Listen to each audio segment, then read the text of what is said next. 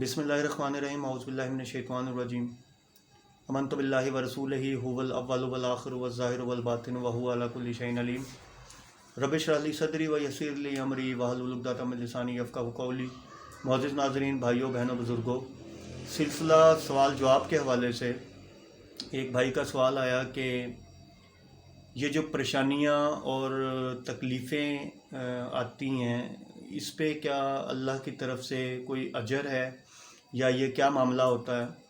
تو پیارے بھائی، سب سے پہلے تو آپ کو یہ سمجھنا ہے کہ اور اس چیز کا ایمان کامل کرنا ہے کہ جو تکلیف بھی آتی ہے، جو بھی دکھ آتا ہے، جو بھی پریشانی آتی ہے، وہ میرے رب کی طرف سے ہے، ٹھیک ہے؟ وہ اللہ کی طرف سے ہے۔ اگر اللہ عز و جل نہ چاہیں تو کوئی آپ کو نقصان نہیں پہنچا سکتا، اگر اللہ عز و جل نہ چاہیں تو کوئی آپ کو بینیفٹ نہیں دے سکتا، ٹھیک ہے؟ اب جو مومن ہوتا ہے، جب اس پہ پریشانی یا تکلیف آتی ہے تو وہ کیا کرتا ہے، ٹھیک ہے؟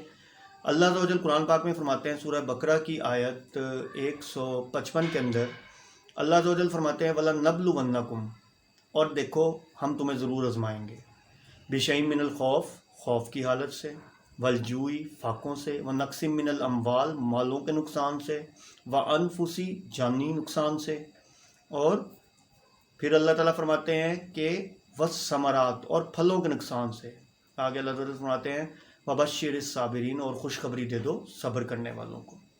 اب آپ یہ چیز تو اپنے ذہن میں بٹھا لیں کہ یہ جو پریشانی، بیماری یا یہ جو بھی آپ کے پرابلم آتا ہے، ٹھیک ہے، یہ اللہ کی طرف سے ہے، ٹھیک ہے؟ اللہ کی طرف سے آزمائش ہے، کیونکہ اللہ تعالیٰ واضح کہہ رہے ہیں دیکھو میں تمہیں ضرور آزماؤں گا۔ یہ بات تو اپنے ذہن میں بٹھا لو کہ میں تمہیں ضرور آزماؤں گا، خوف کی حالت میں، بھوک کی حالت میں، مالوں کے نقصان سے، جانی نقصان سے، اور ثمرات، پھلوں کے نقصان سے۔ بس خوشخبری دے دیں صبر کرنے والوں کو۔ تو سب سے پہلے تو ہمیں صبر کرنا ہے۔ اب آگے اللہ تعالیٰ نے اگلی آیت میں بتایا کہ جو انسان جب ان پہ مصیبت آتی ہے اور وہ صبر کرتے ہیں اور وہ صرف اتنا ہی کہتے ہیں اِنَّ لِلَّهِ وَإِنَّا إِلَيْهِ رَاجِعُونَ، بے شک ہم اللہ ہی کے لیے ہیں اور اللہ ہی کی طرف ہمیں لوٹ کر جانا ہے، ٹھیک ہے؟ تو یہ بات آپ اپنے ذہن میں بٹھا لیں کہ آزمائش شرط ہے، اللہ تعالیٰ ہمیں آزماتے ہیں۔ قرآن میں ایک جگہ اور ہے کہ اللہ تعالیٰ فرماتے ہیں کہ میں تمہیں سال میں دو دفعہ آزماتا ہوں۔ ہمیں کیا کرنا ہے؟ ہمیں صبر کرنا ہے۔ تو اب آپ دیکھیں کہ یہاں اللہ کے رسول صلی اللہ علیہ وسلم کی ایک حدیث ہے، میں نیچے ریفرنس دے دوں گا، کہ اللہ کے رسول صلی اللہ علیہ وسلم نے فرمایا کہ جب ایک مومن کو کانٹا چبھتا ہے، اب کانٹا کتنا ہوتا ہے؟ چھوٹا سا ہوتا ہے، ٹھیک ہے؟ کانٹا چبھتا ہے، تو اللہ کے رسول صلی اللہ علیہ وسلم نے فرمایا کہ جب ایک مومن کو کانٹا چبھتا ہے تو اس کے گناہ معاف کر دیے جاتے ہیں اور اس کے درجات بلند کر دیے جاتے ہیں۔ اب پہلی چیز اللہ تعالیٰ نے کیا فرمائی کہ آزمائش شرط ہے، ٹھیک ہے؟ وہ اللہ تعالیٰ نے بتا دیا کہ میں تمہیں ضرور آزماؤں گا۔ اب جب آزمائیں گے تو پھر اللہ نے کہا بشیر صابرین، صبر کرنے والوں کے لیے خوشخبری ہے، ٹھیک ہے؟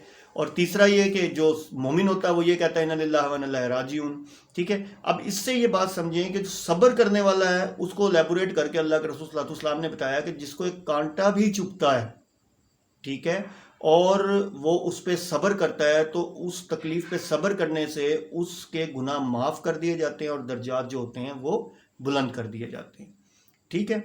تو آپ کا اعتقاد، آپ کا ایمان جو ہے وہ یہ ہونا چاہیے کہ مجھے کوئی نقصان نہیں پہنچا سکتا اگر میرا رب نہ چاہے، مجھے کوئی چیز ڈبو نہیں سکتی اگر اللہ نہ چاہے، ٹھیک ہے؟ اور مجھے کوئی فائدہ نہیں پہنچا سکتا اگر اللہ نہ چاہے۔ ہم کتنا پریشان ہوتے ہیں، ہم کہتے ہیں یار فلاں دیکھو یار وہ ہماری پروموشن کروا دے، یار وہ ہمیں دیکھو اس کی وجہ سے ہمیں نقصان ہو گیا۔ نہیں، سب اللہ کی طرف سے ہے۔ اگر آپ کی پروموشن ہونی ہے، اللہ نے چاہنا ہے تو وہ ہو جائے گی۔ اگر آپ کو ترقی ملنی ہے، اللہ نے چاہنا ہے تو وہ آپ کو مل جائے گی۔ اگر آپ کو پیسہ ملنا ہے، اللہ نے چاہنا ہے تو وہ آپ کو مل جائے گا۔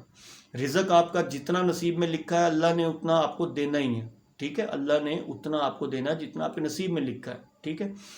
تو مقصد یہ ہے کہ تکلیف میں، پریشانی میں آپ نے صبر سے کام لینا ہے۔ تو صبر جو ہے وہ آپ کو، وہ صبر جو ہے وہ آپ کا تقویٰ ہے، ٹھیک ہے؟ آپ صبر کریں گے اور اللہ تعالیٰ نے خوشخبری دے دی ہے صابرین، صبر کرنے والوں کے لیے، ٹھیک ہے؟ اللہ تعالیٰ آپ کو دین میں استقامت دے۔